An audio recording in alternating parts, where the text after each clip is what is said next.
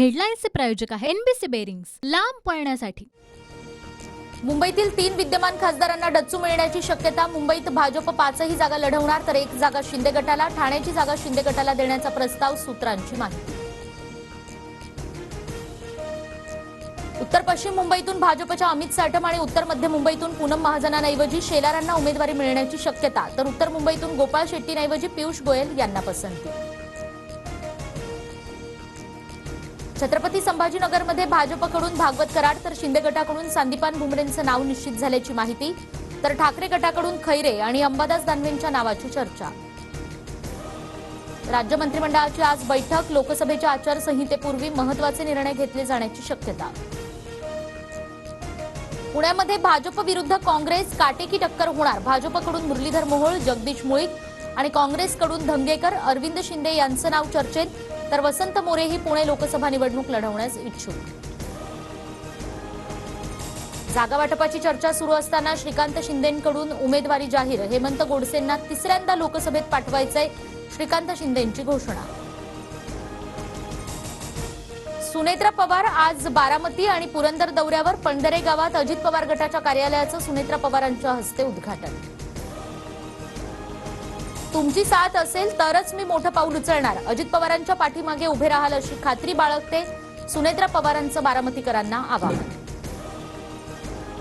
बारामतीमध्ये अजित पवारांच्या सभांचा धडाका. बारामती शहर आणि तालुक्यात उद्या अजितदादांच्या 7 सभा. सुनेत्रा पवारांची उमेदवारी घोषित होण्याची शक्यता. बारामती लोकसभेसंदर्भात विजय शिवतारेंची आज कार्यकर्ते आणि पदाधिकाऱ्यांसोबत बैठक. दोन्ही पवारांना आव्हान देत लोकसभा लढवण्याचा शिवतारेंचा इशारा. शरद पवारांची आज नाशिकच्या निफाडमध्ये जाहीर सभा. सभेला संजय राऊत देखील उपस्थित राहणार. मोहोळचे दादा गटाचे आमदार यशवंत माने सीबीआयच्या कचाट्यात अडकण्याची शक्यता. शिंदे गटाच्या सोमेश क्षीरसागर यांच्याकडून तक्रार दाखल. बनावट जातीच्या दाखल्यावर सरकारकडून 3 पेट्रोल पंप घेतल्याचा आरोप. उद्धव ठाकरेंचं महाविकास आघाडीकडून निवडणूक लढवण्याचं निमंत्रण हास्यास्पद. नितीन गडकरींची प्रतिक्रिया. काँग्रेसकडून लोकसभेसाठी 43 उमेदवारांची दुसरी यादी जाहीर. आसामच्या जोरहतमधून गौरव गोगोई, मध्य प्रदेशच्या छिंदवाडामधून नकुल नाथ, तर राहुल कासवा यांना राजस्थानच्या चुरू मतदारसंघातून उमेदवारी. होळीनिमित्त कोकणच्या चाकरमान्यांसाठी यंदा 84 जादा एसटी बस सोडण्याचा निर्णय. प्रवाशांची संख्या वाढल्यास बसेसची संख्याही वाढवली जाण्याची शक्यता.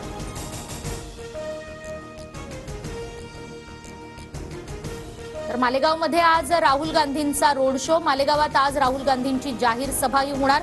राहुल गांधींच्या स्वागतासाठी संपूर्ण मालेगावमध्ये जय्यत तयारी.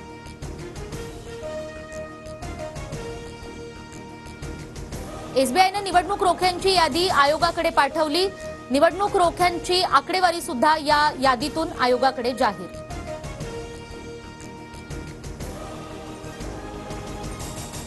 लाभार्थींना मोदीजींचा नमस्कार. भाजपचं नवं अभियान. लोकसभा निवडणुकांच्या पार्श्वभूमीवर भाजपकडून नवीन मोहिमेची आखणी.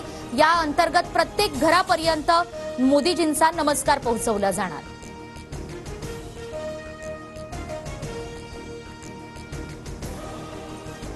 हेडलाईन्सचे प्रायोजक आहे एनबीसी बेरिंग्स, लांब पळण्यासाठी.